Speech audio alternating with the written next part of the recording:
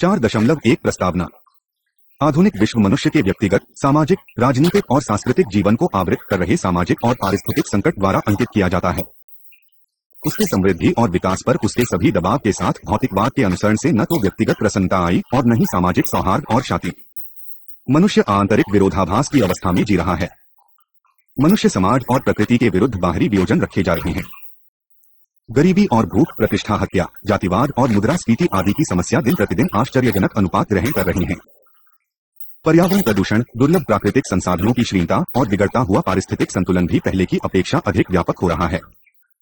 आज चिच महाविनाश की कगार पर खड़ा है। ऑल्बर्ट श्वेट्जर ने उल्लेख किया है कि अब प्रत्येक व्यक्ति को आज यह स्पष्ट हो गया है कि सांस्कृतिक आत्महत्या प्रगति पर है। कुछ अनुभव करते हैं कि यदि वर्तमान तरीका जारी रहा तो हमारी मृत्यु की सूचना लिखने वाला कोई नहीं होगा। इस इकाई में मारक के संदर्भ में इन गंभीर सामाजिक और पारिस्थितिक मुद्दों इकोलॉजिकल इश्यूज पर चर्चा करेंगे। लक्ष्य और उद्देश्य। इस इकाई को पढ़ने के बाद आप उन सामाजिक मुद्दों को समझ सकेंगे जिनका सामना हमारा समाज कर रहा है, उनकी समीक्षा कर सकेंगे और उन पारिस्थितिकीय मुद्दों की जिनका सामना आज विश्व कर रहा है समा सकेंगे। 4.2 सामाजिक मुद्दे।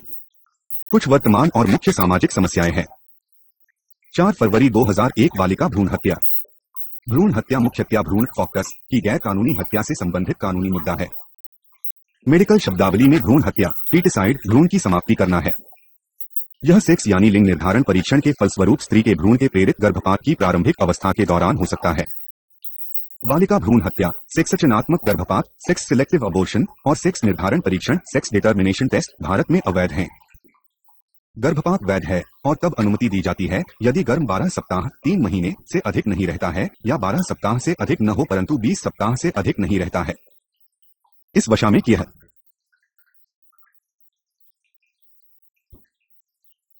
एक गर्भ के धारण से गर्भवती महिला के जीवन को खतरा हो सकता है या उसके शारीरिक या मानसिक स्वास्थ्य को गंभीर चोट पहुंच सकती है, या 2 इस बात का गंभीर खतरा है कि यदि बच्चा पैदा हो गया तो वह ऐसी शारीरिक या मानसिक असामान्यताओं से ग्रस्त होगा जिससे वह गंभीर रूप से अपंग हो सकता है।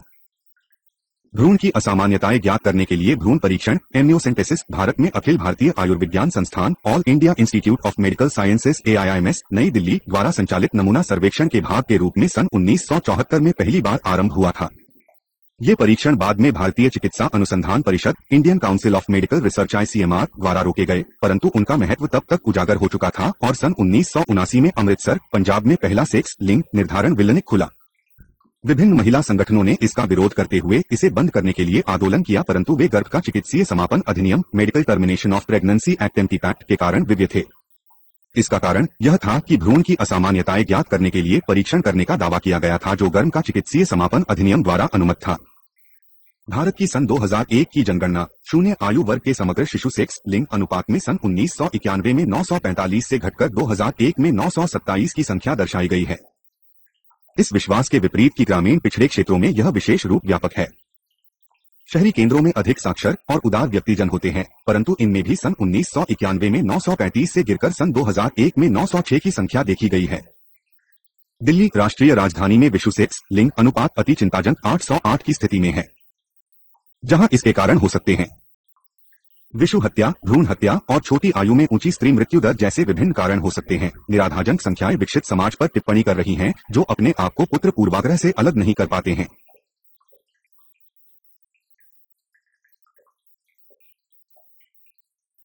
प्रसवपूर्व नैदानिक तकनीक विनियम और दुरुपयोग का निवारण अधिनियम prenatal diagnostic techniques regulations and prevention of misuse act चयनात्मक सेक्स निर्धारण रोकने के लिए अस्तित्व में आया है। नैदानिक प्रौद्योगिकी में तीव्र प्रगति से 2003 में अधिनियम संघाचित किया गया ताकि यह अधिनियम अधिक व्यापक हो सके और इसे गर्भधारण पूर्व और प्रसव पूर्व नैदानिक तकनीकें, सेक्स चयन का निषेध अधिनियम preconception and prenatal diagnostic techniques prohibition of sex selection act PCP&DT act नाम दिया गया।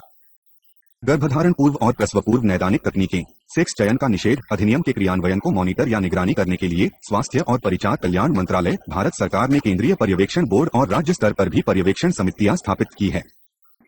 मंत्रालय की रिपोर्ट बताती है कि कानून के उल्लंघन के अंतर्गत 420 केस न्यायालय पुलिस में चल रहे हैं। इनमें से केवल 65 मामले पहचान और भ्रूण का सेक्स प्रकट करने से संबंधित है। 43 उन लोगों के विरुद्ध है जिन्होंने सेक्स चयन के लिए सुविधाओं का विज्ञापन दिया है और शेष विल्निक सुविधाओं का पंजीकरण न कराने से संबंधित हैं। अधिकांश केसों में सरकार की निष्क्रियता इस तथ्य के कारण है कि रोगी, उसके परिवार और कानून का उल्लंघन करने वाले आपस में मिले होते हैं अथवा सहमत होते हैं। गर्भधारण पूर्व और प्रसव पूर्व नैदानिक तकनीकें, सेक्स चयन का निषेध। प्रभाग की वार्षिक रिपोर्ट 2006 में कानून के क्रियान्वयन में मुख्य बाधाएं साक्ष्यों या गवाहों की अनुपलब्धता बताई गई है। बेईमान डॉक्टरों और रोगियों ने कानून को धोखा देने के लिए अपना स्वयं का सेक्स निर्धारण कोड विकसित किया है। उदाहरण के लिए, यदि डॉक्टर कहता है कि रिपोर्ट सोमवार को ले लेना, तो परिवार यह परिणाम निकलेगा कि अजन्मा शिशु लड़का है। शुक्रवार कन्या शिशु के लिए निश्चित है। वार्षिक रिपोर्ट उल्लेख करती है कि मुख्य चिकित्सा अधिकारी CMO या चिकित्सा अधीक्षक CS को सामान्यतया उल्लंघनकर्ता को दंड देने की शक्ति प्राप्त नहीं है। परिवार का आकार सीमित रखने के लिए भी गर्भपात अपराध रोकने में कठिनाई पैदा करता है।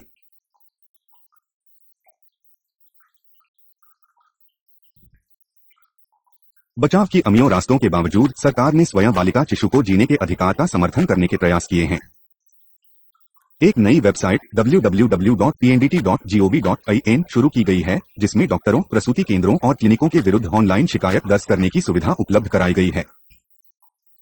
सोनोलॉजिकल सोसाइटी ऑफ इंडिया जैसे संगठन सरकार की पहलों का समर्थन कर रहे हैं। 4 फरवरी 2002 प्रतिष्ठा हत्याएं। प्रतिष्ठा हत्या, ऑनर किलिंग, प्रथागत हत्या भी कहा जाता है, में परिवार या बंत्र के सदस्यों की हत्या की जाती है, जहां हत्यारे और संभवतः अधिक बड़ा समुदाय विश्वास करते हैं कि पीड़ित से परिवार, वर्ष या समुदाय का अपयश और अपमान हुआ है। यह सोचा गया अपयश सामान्यतया निम्नलिखित का परिणाम है: क, परिवार को अस्वीकार्य परिवार संहिता का उपयोग करना, या ख, कुछ सेक्सुअल कृत्यों में संलग्न होना।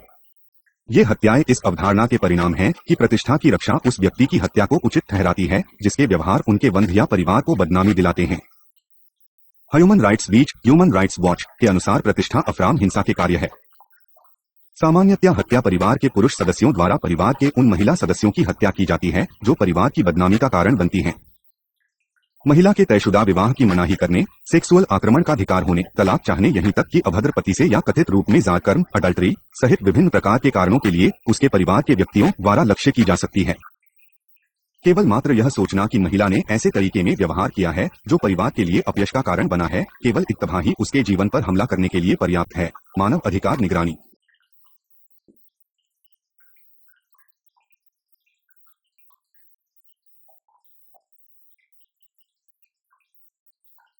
उत्तरी भारत के बहुत से भागों में जब भिन्न भिन्न समुदायों के युवा लड़के और लड़कियों आपसी रुचि और प्रेम दर्शाते हैं, असहनशील और कट्टर धर्मांध समाज ऐसे मामलों में, विशेषकर जब यह महिलाओं से संबंधित होते हैं, मर्यादा की उसकी कठोर संहिता का कोई भी उल्लंघन स्वीकार करने से मना करता है। ऐसी बहुत सी हत्याएं पंजाब, हरियाणा और पश्चिम उत्तर प्रदेश में लगातार हो रही हैं। ये जाति पंचायतों द्वारा सामाजिक रूप से स्वीकृत होती हैं और परिवार के सदस्यों की अव्यक्त अनुमति से भीड़ द्वारा हत्या की जाती है। रिवाजी प्रतिकार समाज को अधिक लिंग संवेदी होने, जाति और श्रेणी के पूर्वाग्रह को समाप्त करने और सामाजिक पूर्वाग्रहों को हटाने पर लोगों को संवेदनशील बनाने के सुझाव में निहित है। चूंकि प्रतिष्ठा हत्या से निपटने के लिए कोई निश्चित कानून नहीं है, इसलिए यह स्पष्ट किया जाना चाहिए कि उनके लिए कोई बचाव नहीं है जो न्याय को अपने हाथ में लेते हैं। ये हत्याएं मानव हत्या या मानव यत्न की सामान्य श्रेणी में आती है। उत्तेजित मीड के हमलों के बारे में दोषी को निश्चित करना कठिन होता है और साक्ष्य एकत्र करना पेचीदा होता है। प्रत्यक्षदर्शी भी कभी भी आगे नहीं आते हैं और साक्ष्यों के अभाव में अपराधी बच निकलते हैं। सती और दहेज के मामलों की भौती जहीं दंड को अधिकतम और न्यूनतम अवधि का निश्चित कानून है, प्रतिष्ठा हत्याओं पर भी कानून के अधीन पुनः विचार करने की आवश्यकता है। बहुत से मामलों में पीड़ित जो अनुपयुक्त साथियों के साथ भाग जाते हैं, उनके परिवारों द्वारा प्रथम सूचना रिपोर्ट दर्ज के बाद घर वापस आने के लिए बहकाए जाते हैं। यद्यपि पुलिस को वापस आने में अंतर्निहित खतरे की जानकारी होती है कि उनके रिश्तेदारों और ग्रामवासियों के हाथों हत्या हो सकती है, उनकी रक्षा के लिए पहले से की गई कोई कार्रवाई नहीं की जाती है। केवल सक्रिय पुलिस निगरानी और गंभीर दंड व्यवस्था ही इस सबसे अधिक निंदनीय प्रथा का प्रतिकारक अथवा अंत कर सकती है। 4 फरवरी 2003 अनिवासी भारतीयों से विवाहित महिला पीड़ितों की दुर्दशा।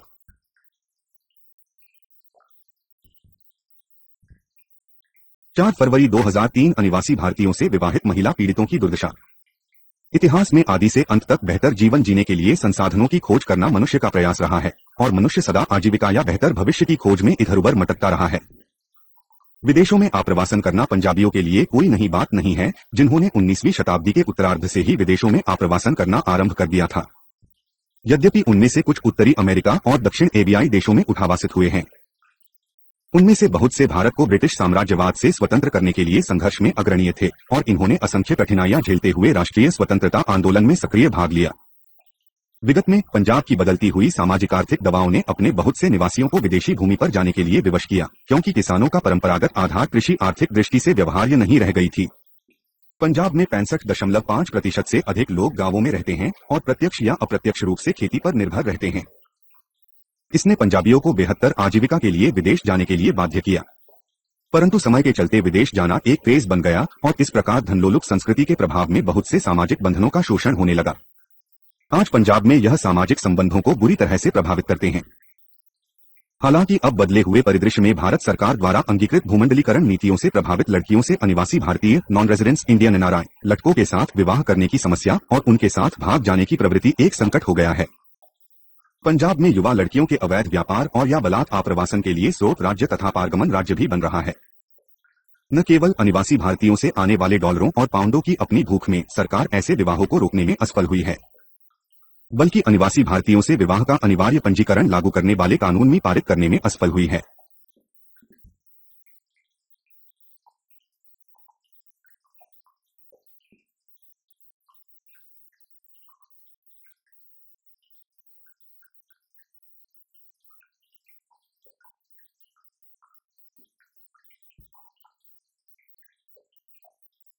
ऐसे सैकड़ों उदाहरण मौजूद है जिनमें किशोरावस्था की लड़कियों का विवाह उनके पिता की आयु के बराबर अनिवासी भारतीयों के साथ हुआ है, कंवल इस लालच में कि लड़की के इस त्याग से परिवार के अन्य सदस्यों को भी अपनी आर्थिक दशा सुधारने के लिए विदेश जाने का अवसर मिलेगा और आर्थिक सुधार का मार्ग मिलेगा।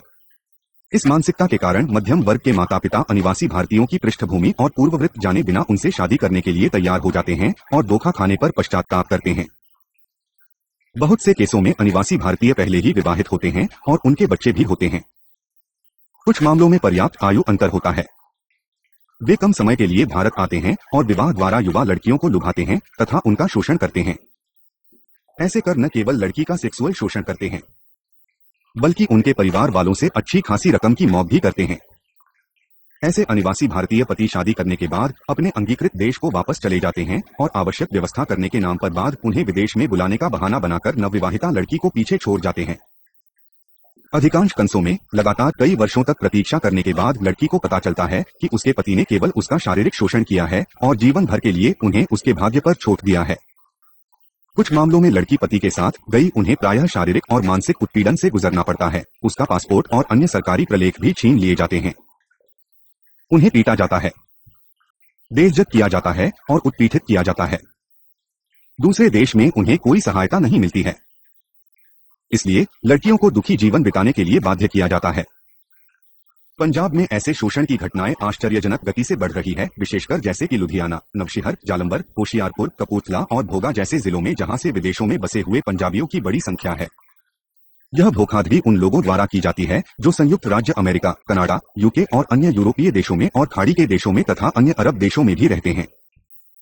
लुधियाना, नवांशहर, होशियारपुर और जालंधर जिलों में ऐसी छिनौनी घटनाओं की सबसे अधिक संख्या है। शोषण कई कारणों से सुकर फैसिलिटेट किया जाता है। 50% से अधिक मामले किसान वर्ग द्वारा रिपोर्ट किए जाते हैं और लगभग 25% मध्यवर्गीय परिवारों द्वारा किए जाते हैं। मुख्य कारण पंजाब में किसानों की सामाजिक आर्थिक दया, बेरोजगारी की निरंतर बढ़ती हुई संख्या और सामाजिक संबंधों का पश्चिमीकरण का होना है, जो सब मिलकर ऐसी घटनाओं के लिए अनुकूल हैं। विदेशों में किसी भी वित्तीय सहायता के बिना प्रायः महिलाएं विशेष रूप से संवेदनशील है। इस तरह के संकट के समय उनका साथ कोई नहीं देता है। इसके अलावा कठोर कानून के कमी के कारण और युवा लड़कियों में जागरूकता न होने के कारण ही अनिवासी भारतीय के लिए धोखा करना आसान बनाता है और पीड़ित लोग कलंकित होने के भय से अंधों से भी इस तरह के मामले गुप्त रखे जाते हैं। विदेश में वर्ग की जांच करने के लिए अधिक संख्या में अनिवासी भारतीय और पीआईओ रहने वाले देशों में वॉलंटियर नियुक्त करने के लिए समुद्र पार कार्य मंत्रालय मिनिस्ट्री ऑफ ओवरसीज अफेयर्स का नियुक्त सखी और अप्रभावी रहा है। अनिवासी भारतीयों से भारतीय विवाहों की संख्या बढ़ रही है। अनिवासी भारतीय वर्ग की विश्वसनीयता का सत्यापन करना भारत में वधू के माता पिता के लिए असंभव है। इसलिए इन तथाकथित अनिवासी भारतीय विवाहों से पहले प्रमाणित जानकारी प्राप्त करने के लिए संस्थागत क्रियाविधि आवश्यक है। भारतीय दूतावासों को स्थानीय गैर सरकारी संगठनों की सहायता से यह कार्य करने में सहायता करनी चाहिए और इन छलकपट युक्त विवाहों में पीड़ितों के बचाव के लिए आगे आना चाहिए। पीड़ितों के लिए तुरंत अपराधियों के विरुद्ध है। दर्ज कराने की सुविधा उपलब्ध होनी चाहिए। भारत में पुलिस और कानून लागू करने वाली एजेंसियों को उनसे व्यवहार करने में अधिक सहानुभूतिपूर्ण रवैया अपनाना आवश्यक है। सरकार को यह सुनिश्चित करना आवश्यक है कि विस्तृत विनियम ही विवाह, तलाक, निर्वाह, व्यय, उत्तराधिकार और बच्ची की अभिरक्षा के संबंध में भारतीय महिलाओं को कानून द्वारा दिया गया संरक्षण दे सकें और छलपूर्ण अनिवासी भारतीयों से विवाहों के पीड़ितों पर लागू होने चाहिए। 4.3 पारिस्थितिकीय मुद्दे।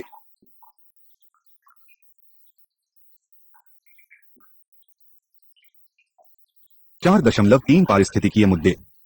पारिस्थितिक समस्याएं अधिकाधिक सार्वजनिक हो रही है और यही कारण है कि पारिस्थितिकी मूलतः अपने वैज्ञानिक स्वरूप के बावजूद साधारणतया बहुत आम शब्द हो गया है।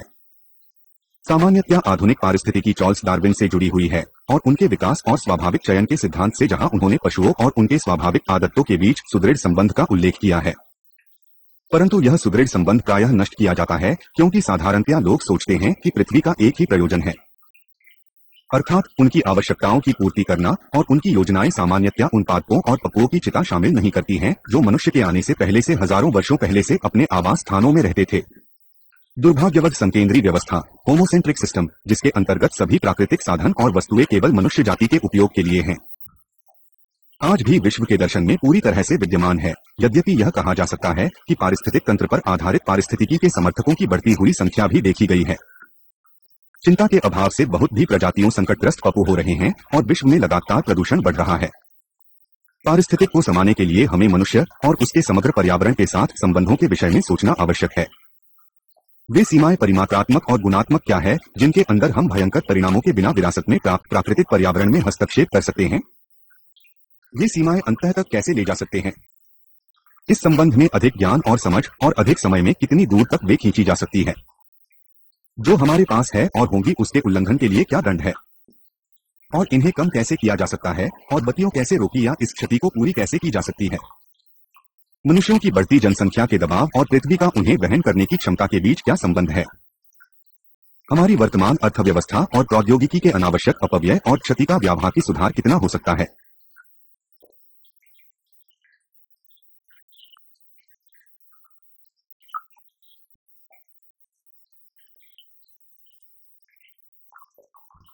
पारिस्थितिकी शब्द का अर्थ उसके व्यापक रूप में पर्यावरण के सापेक्ष पादपों, जीवों या लोगों तथा संस्थाओं का संबंध वैज्ञानिक अध्ययन है। पर्यावरण में पारिस्थितिक और संबद्ध घटकों का मुख्य आधार पादप, अणु, लोग और संस्थाएं हैं। तब पारिस्थितिकीय संतुलन है जब सभी घटक एक दूसरे से समस्तर होते हैं और ऐसा कुछ भी नहीं होता है जो एक या अधिक घटकों के लिए हानिकारक है। एक पारिस्थितिकीय संकट तब होता है जब यह संतुलन प्रकृति द्वारा था मनुष्य द्वारा बाधित किया जाता है। चौहान आई एस और अरुण चौहान 1998 पृष्ठ 39। पर्यावरण जीवमंडल की संपूर्ण प्रणाली है जिसमें एक दूसरे से अंतःक्रिया करने वाले जीचित और अजैज घटक होते हैं और जिनमें चक्रीय संतुलनों की श्रृंखलाएं अंतर्निहित होते हैं। इस प्रणाली में भूमि, जल, पादप, पशु, कीट और मनुष्य अंत संबंधों और अन्योन्याश्रय के जटिल तंतुजाल द्वारा जुड़े होते हैं। इतना ही नहीं कि संपूर्ण विश्व और इसके अंदर सभी सजीव व्यवस्था को एक सजीव प्रणाली के रूप में देखा जा सकता है। चौधरी डी ए 1976 पृष्ठ 9। सभी प्रजातियों के साथ मानवता हमारे वास स्थानों पर आश्रित है। हमारे पर्यावरण का प्रयास न केवल ग्रह पर जीवन वहन करने की क्षमता को प्रभावित करता है बल्कि कई उन लोगों को भी प्रभावित करता है जिनकी ग्रह सहायता कर सकता है। ग्रह के बहुत से प्राकृतिक संसाधन जब विकृत हो जाते हैं उनका प्रभाव इससे कहीं अधिक होता है जितना हम साधारणतया सोचते हैं। आज हम विश्व के सभी भागों में कई पारिस्थितिकी तंत्रों पर महत्वपूर्ण प्रभाव देख सकते हैं।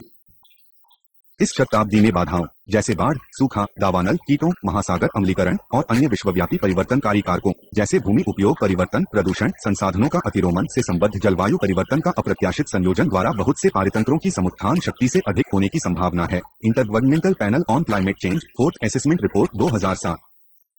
साधारणतया यह माना जाता है कि पारितंत्र का ह्रास या विनाश तब होता है जब जैवमंडल की उत्पादकता मानव उपभोग और अपशिष्ट उत्पादन से मेल नहीं रख सकता है। यह पृथ्वी में मानव आबादी से जुड़ा हुआ है।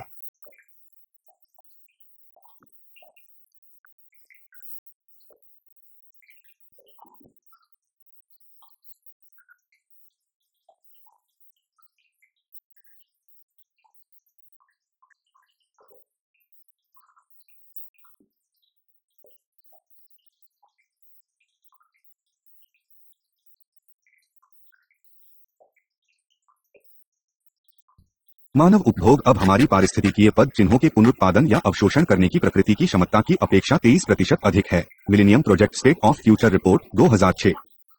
हम ग्रह के संसाधनों का प्रयोग उससे अधिक तेजी से कर रहे हैं जितना वे पुनर्नवीन हो सकते हैं। अद्यतन उपलब्ध आंकड़े दर्शाते हैं कि मानवता के पारिस्थितिकीय पद चिन्ह ग्रह पर हमारी छाप सन 1961 से 3 गुना से भी अधिक है।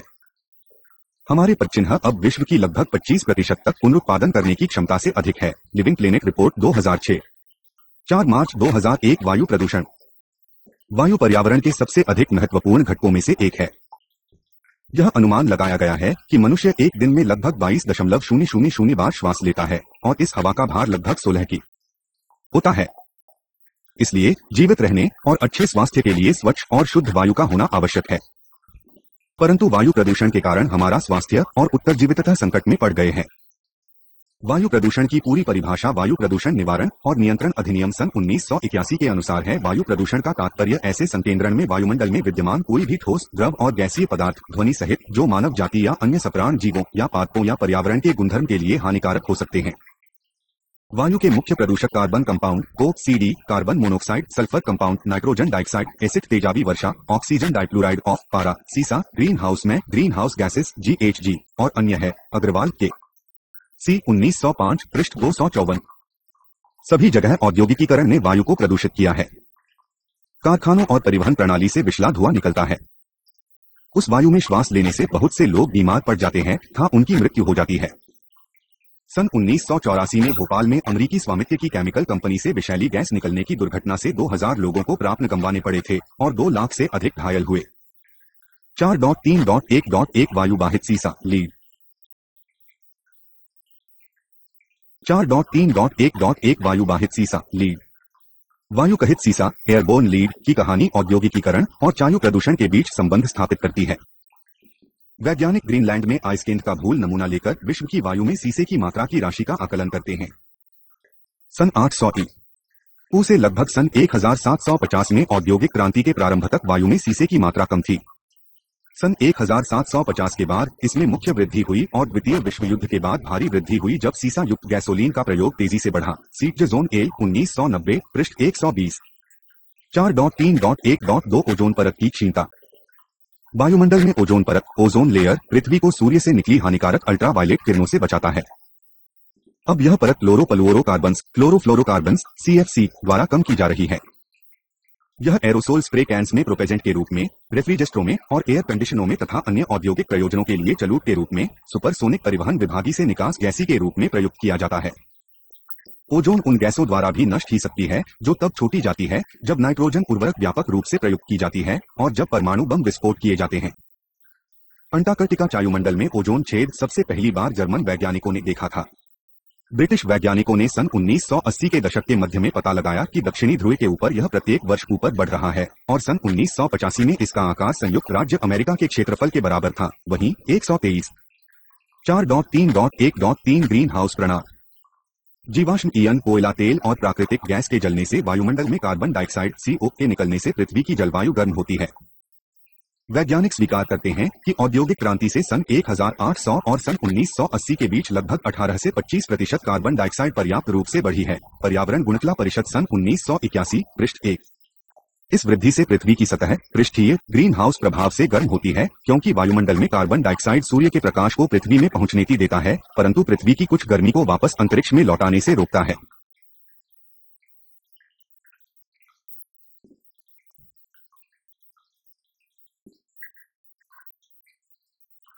यह अनुमान लगाया गया है कि कार्बन डाइऑक्साइड के स्तर के 2 गुना अगली शताब्दी के मध्य तक प्रत्याशित बढ़ने से ग्लोबल वार्मिंग लगभग 5 डिग्री फ़ारेनहाइट बढ़ सकती है। वही 56। यद्यपि 5 डिग्री भयंकर प्रतीत नहीं होती है तथापि इससे जलवायु परिवर्तन में पर्याप्त परिवर्तन हो सकता है। वर्षा की मात्रा और स्थान में मुख्य परिवर्तन हो सकता है। कुछ क्षेत्रों में इस समय की अपेक्षा अधिक और कुछ में कम हो सकती है। वैज्ञानिक विश्वसनीय रूप से भविष्यवाणी करने में असमर्थ है कि किन क्षेत्रों को नुकसान होगा और किन्हें लाभ होगा, परंतु यह अनुमान लगाया जाता है कि केंद्रीय और पश्चिमी अमेरिका को जलवायु परिवर्तन से अधिक नुकसान होगा।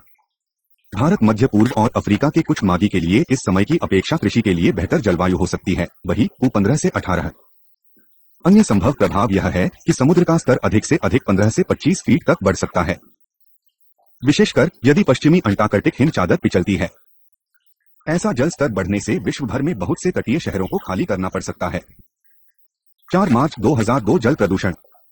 क्योंकि भांति जल भी इस ग्रह पर अपरिहार्य और अमूल्य प्राकृतिक संसाधन है, परंतु औद्योगिकीकरण, शहरीकरण और अन्य विकास कार्यों के कारण जान के संसाधन नदी, तालाब, झील, सरिताएं और समुद्र अत्यधिक प्रदूषित हो गए हैं। विकास में स्वच्छ जल को गंदे जल में बदलने की प्रवृत्ति होती है, जैसा कि इसने स्वच्छ वायु को गंदी वायु में बदला है। उत्पादित मल जल और कारखानों द्वारा छोड़ा गया अपशिष्ट से नदी का जल प्रदूषित होता है। बाढ़ों और भारी वर्षा के दौरान प्रदूषित जल की बहुत विशाल मात्रा नदियों और झीलों में आती है और कीटनाशकों, शाकनाशकों और अत्यधिक उर्वरकयुक्त जल की भारी मात्रा बहती है। द हिंदुस्तान टाइम्स पटना संस्करण 26 अगस्त 1995। 4.3.2.1 स्वच्छ जल का आगाज। जल पुनः उपलब्ध किया जा सकता है, परंतु इसके सीमित साधन हैं। हम ग्रह में उपलब्ध स्वच्छ जल का लगभग आधा प्रयोग कर रहे हैं।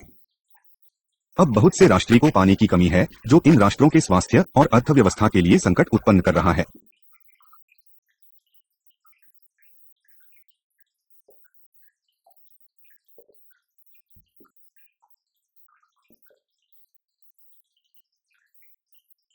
चार 3.2.1 स्वच्छ जल का आगाज।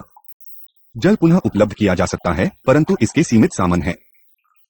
हम ग्रह में उपलब्ध स्वच्छ जल का लगभग आधा प्रयोग कर रहे हैं। अब बहुत से राष्ट्रों को पानी की कमी है, जो इन राष्ट्रों के स्वास्थ्य और अर्थव्यवस्था के लिए संकट उत्पन्न कर रहा है। हाल ही के वर्षों में विश्व ने जल की अत्यधिकता, मानसून, सुनामी और बाढ़ से महाविनाश की क्षति और उससे हुई जनहानि देखी है। इसके साथ ही लाखों लोग पर्याप्त या स्वच्छ जल की उपलब्धता के बिना रहते हैं।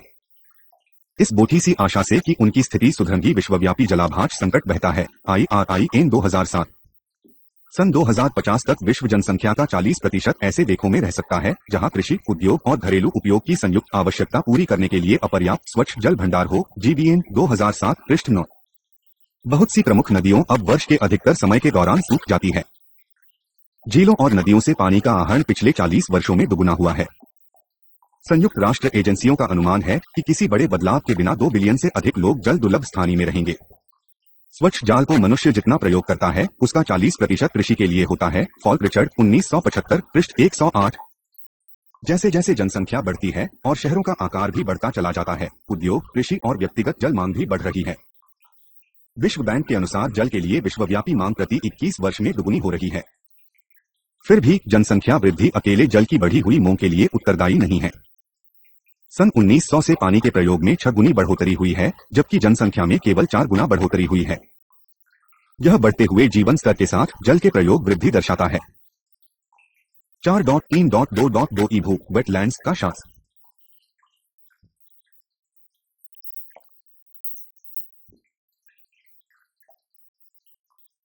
चार 3.2.2 ईभू वेटलैंड्स का शास्त्र। पादपों, पयों और अन्य जीवों की लाखों प्रजातियों हमारे पर्यावरण को समृद्ध करती हैं। इस जैविक विविधता के महत्व की जागरूकता इस चिंता के साथ हाल ही के वर्षों में बढ़ी है कि इसे संरक्षित करने के लिए अधिक प्रभावी कार्रवाई आवश्यक है। अति आवश्यकता अर्जेंसी है, क्योंकि पारिस्थितिकी तंत्रों का विनाश और प्रजातियों का विलोपन अपने साथ अनुत्क्रमणीय क्षति लाता है। प्रदूषण के साथ आई भूमि के ह्रास के परिणाम स्वरूप वनस्पति और प्राणी समूह की क्षति हुई है। उत्पादकता बढ़ाने के लिए कृषि में अपेक्षित उर्वरक की उच्च मात्रा और अन्य निवेश से पर्यावरण का ह्रास हुआ है। मैंग्रोव तटीय पट्टियों के साथ औद्योगिक स्थापनाओं से बढ़ते हुए विसर्जन से प्रवाल भित्तियां और कच्छ वनस्पति संकटग्रस्त है। सुंदरवन डेल्टा की कच्छ वनस्पति आधी रह गई है। कुमार के बिजू साइंस रिपोर्टर दिसंबर 1999 पृष्ठ 10 से 15। जल का जैव प्रदूषण अधिकांश विकासशील देशों में सबसे अधिक गंभीर समस्या है। रसायन, उर्वरक, कीटनाशक, तेजाबी वर्षा और भूमि जल और प्राकृतिक संसाधनों के अत्यधिक प्रयोग के कारण पृष्ठीय जल प्रदूषण स्पष्ट रूप से बढ़ा है। ARRO environmental degradation and it's implication on rural development report of international workshop Cairo 1996। 4.3.2.3 महासागर प्रदूषण। यह अनुमान लगाया गया है कि विश्व के व्यापारी जहाज प्रतिदिन समुद्रों में 6,39,000 प्लास्टिक कंटेनर फेंकते हैं। विश्व के महासागरों और समुद्रों का बहुत बड़ा भाग प्लास्टिक जालों और बैलों से प्रभावित हो रहा है। टैंकरों से तेल रिसाव पक्षियों और समुद्री पक्षियों को भी हानि पहुंचा रहा है। समुद्र में परमाणु अवशिष्ट भी डाला जा रहा है। 4 मार्च 2003 भूमि प्रदूषण।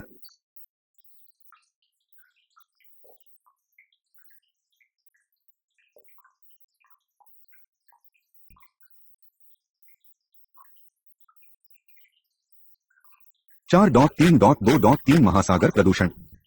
यह अनुमान लगाया गया है कि विश्व के व्यापारी जहाज प्रतिदिन समुद्रों में 6,39,000 प्लास्टिक कंटेनर फेंकते हैं।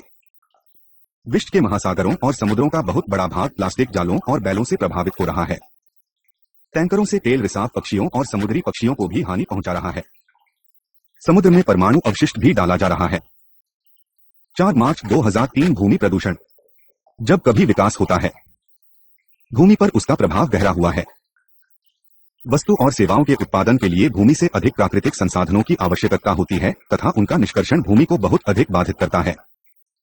परंतु इससे भी भूमि का अधिक व्यापक परिवर्तन तब होता है जब आवश्यकता न रहने पर और अवशिष्ट वस्तु भूमि पर डाली जाती है। ये वस्तुओं के विनिर्माण में किया जाता है।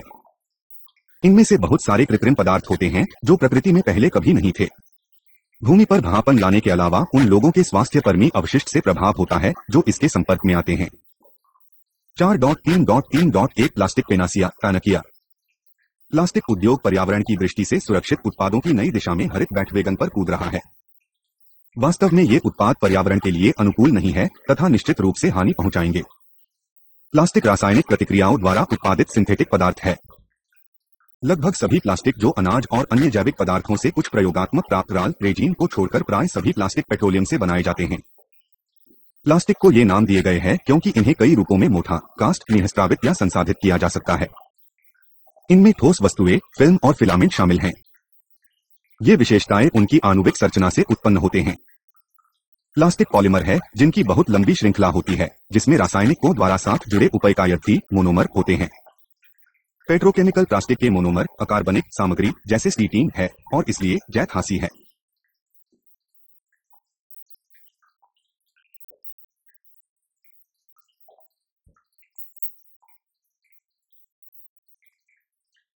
सन 1999 में संयुक्त राज्य अमेरिका ने पैकेजिंग के लिए तैयार किए गए 12 बिलियन पाउंड से भी अधिक मोनास्टिक का उपयोग किया था। इस समय यह आंकड़ा लगभग दोगुना हो सकता है। सौभाग्यवश अब अधिक से अधिक लोग जागरूक हो रहे हैं कि प्लास्टिक पर्यावरण के लिए हानिकारक है। वे इसके विरुद्ध बोल रहे हैं, गैर जिम्मेदाराना उद्योगों का विरोध कर रहे हैं और पॉलीस्टीरीन तथा अन्य प्लास्टिक को प्रतिबंधित करने के लिए कानून बनाने की मांग कर रहे हैं। परंतु बहुत कुछ इस सामग्री का प्रयोग न करने पर निर्भर करता है। प्लास्टिक उद्योग इसके उत्तर में लड़ रहा है, इसके प्रोत्साहन के लिए विज्ञापन कर रहा है जिसे ये पर्यावरण की दृष्टि से अदूषित जिसे वे प्लास्टिक पैकेजिंग और उत्पाद कहते हैं। सुपरिचित सजीवों के स्वाभाविक कियास की अवक्रमणीय डिग्रेडेबल प्लास्टिक विखंडन से तुलना कर विनिर्माताओं का आशय है कि उनके उत्पाद हानिकारक नहीं हैं और पर्यावरण को भी लाभ पहुंचा सकते हैं। उनके दाया का समर्थन करने के लिए प्लास्टिक उत्पादनकर्ताओं ने 2 तकनीकें प्रयुक्त की है। पहली तकनीक में माशाई चालाकी अंतर्निहित है। उद्योग के अनुसार प्लास्टिक उत्पाद को जैव अवक्रमणीय बायोडिग्रेडेबल कहा जा सकता है यदि युक्तियुक्त ढंग से जैव अक्रमणीय पदार्थ स्टार्च की अल्पमात्रा प्लास्टिक में मिलाई जाती है। हालांकि प्लास्टिक अपने आप में जिसमें साधारणतया 90% से अधिक ऐसी सामग्री होती है जो जैव अवक्रमणीय नहीं होती है।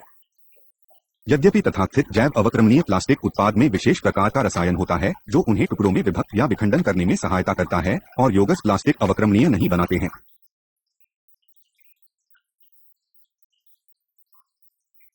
हालांकि प्लास्टिक अपने आप में जिसमें साधारणतया 90% से अधिक ऐसी सामग्री होती है जो जैव अवक्रमणीय नहीं होती है। यद्यपि तथाकथित जैव अवक्रमणीय प्लास्टिक उत्पाद में विशेष प्रकार का रसायन होता है जो उन्हें टुकड़ों में विभक्त या विखंडन करने में सहायता करता है और योगस प्लास्टिक अवक्रमणीय नहीं बनाते हैं। उनकी दूसरी तकनीक सिर्फ खराब विज्ञान है। विनिर्माता घटिया ढंग से तैयार किए गए परीक्षणों से निष्कर्ष निकालते हैं कि अवक्रमणीय प्लास्टिक उत्पाद में वास्तविक प्लास्टिक को खंडों में बदला जाता है जिन्हें माइक्रो ऑर्गेनिज्म द्वारा प्रयुक्त किया जा सकता है। जैव अनुक्रमणता के वास्तविक परीक्षणों से आंकड़ों की जांच करने पर हम केवल ऐसा साक्ष्य पाते हैं कि प्लास्टिक को माइक्रो ऑर्गेनिज्म द्वारा पूरी तरह से चयापचय नहीं किया गया है। इसलिए कानूनी दृष्टि से उनके लिए अवक्रमणीय शब्द का प्रयोग करने का अधिकार नहीं है और पीछे प्लास्टिक और प्लास्टिक योजकों के हानिकारक अब छोड़ सकते हैं। जबकि प्लास्टिक उद्योग नए पर्यावरण मैत्रीपूर्ण उत्पादों को बढ़ावा दे रहा है। वे जानबूझकर प्लास्टिक उत्पादन के अत्यधिक विषैले स्वरूप की अनदेखी करते हैं, चाहे उत्पाद को अपक्रमणीय, पुनश्चक्रणीय या कोई अन्य ग्रीन मार्केटिंग सूचक शब्द कहा जाता है। लगभग 47 रासायनिक पादपों को पर्यावरण संरक्षण agency EPA, environmental protection agency EPA द्वारा कार्सिनोजेनिक उत्सर्जन में सबसे अधिक पाया है। 35 प्लास्टिक उत्पादन में शामिल है। कुछ प्लास्टिक जैसे आंतरिक और बाह्य नलसाजी, इलेक्ट्रिकल केबलों और असंख्य अन्य उत्पादी के लिए प्रयुक्त पॉलीचिनील क्लोराइड, पॉलीवाइनिल क्लोराइड, PVC अत्यधिक विषैले डाइक्सिन का संभावित स्रोत है जब वह नगरपालिका निर्वाहकों में या आकस्मिक अग्निकांड में जलता है।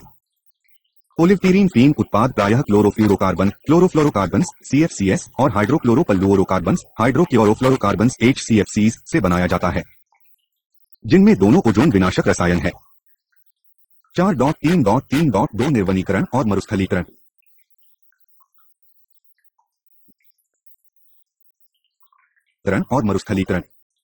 पीछे कई शताब्दियों में विश्व के वन का 1/3 भाग घटा है, अर्थात 5 से 4 बिलियन हेक्टेयर क्षेत्रफल कम हुआ है।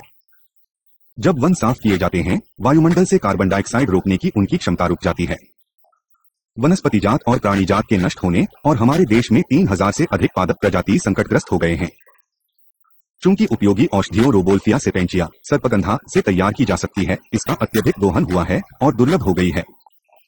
डायोकोरिया संधिवात रोगों के उपचार और नेत्र समस्याओं के लिए प्रयुक्त डेल्टोइडिया का ट्यूबर, जिसे आमतौर पर किन्स के नाम से जाना जाता है, अति संग्रहण के कारण लुप्त होने के कगार पर हैं। विकास परियोजनाएं बड़े बींभों का निर्माण करती हैं, भारी औद्योगिकीकरण, शहरीकरण और बढ़ती हुई आबादी निर्वनीकरण में अंतर्निहित है।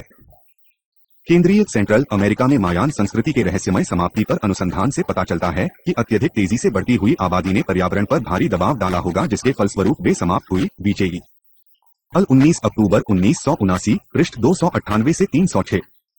निर्वनीकरण गंभीर समस्या है क्योंकि इसके फलस्वरूप भूमि कठोर एवं उपजाऊ पर छोड़ देती है और इससे जलवायु में पर्याप्त परिवर्तन हुए। सामान्यतया इन परिवर्तनों का अभिप्राय कम दृष्टि होना अर्थात वर्षा का न होना है। कमी भी निर्वनीकरण से गलत स्थानों में बहुत अधिक पानी भर जाता है। अब गंभीर बाढ़ हमारे देश में हो रही है, जैसा कि पहले कभी नहीं देखा गया है।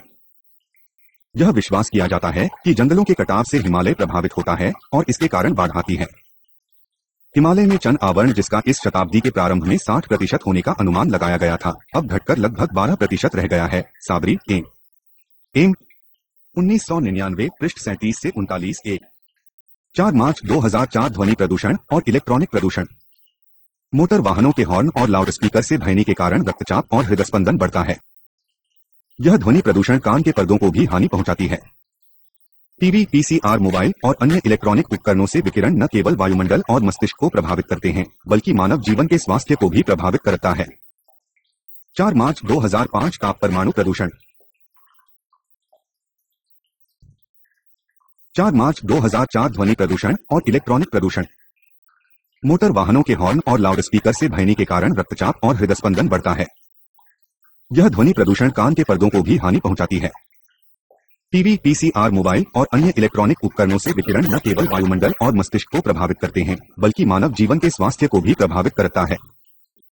4 मार्च 2005 ताप परमाणु प्रदूषण। आज सबसे बड़ा प्रदूषण परमाणु परीक्षण से होता है, जो परमाणु अपशिष्टों के भंडारण और निपटान से रेडियोधर्मिता विकिरण के परिणाम से होते हैं।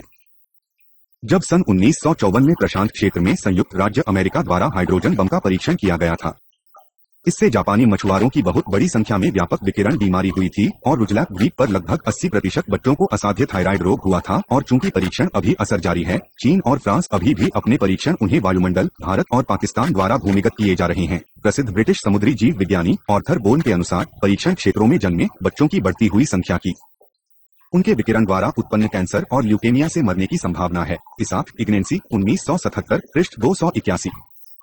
परमाणु हथियारों का परीक्षण और शांतिपूर्ण प्रयोगों, ऊर्जा उत्पादन के लिए भी परमाणु ऊर्जा का सतत विकास मानव निर्मित रेडियोधर्मिता की विश्वव्यापी मात्रा में वृद्धि करता है। इसके अलावा परमाणु हथियारों का चयनात्मक नष्ट करने और परमाणु अपशिष्ट निपटान भी उस सीमा तक अधिक बड़ी समस्याएं उत्पन्न करता है कि ध्रुवीय हिम आवरण पिघल सकता है और इस शताब्दी के मध्य तक था इससे भी पहले विशाल जाल प्लावन हो सकता है।